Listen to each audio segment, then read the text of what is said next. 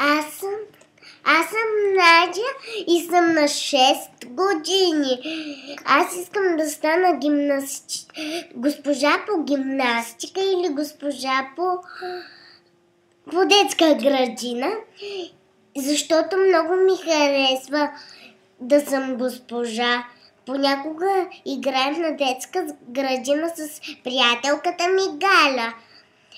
И понякога рисувам детски градини, но не много често, защото листовете у дома свършват. Аз искам да съм дизайнерка и искам, защото обичам да правя дрехи и са много красиви.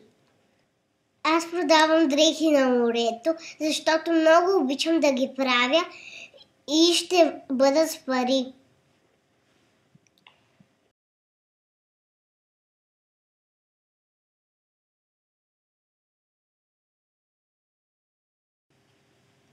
Аз съм Екатерина и като бях малка си мечтаех да стана малко по-голяма. Беше хубаво, защото играехме много и тогава нещата се случваха винаги навън. Играехме на всичко и в един момент аз си мечтаех да стана учителка. От детска градина.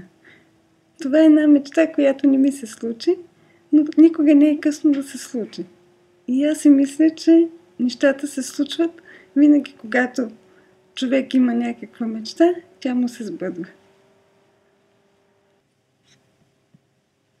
Аз също като моята малка сестра мечтаех да стана детска учителка, защото много обичах детската градина и моята госпожа. Сега като пораснах съм на път да осъществя мечтата си, защото се записах да уча в университет и съм готова да започна да преподавам.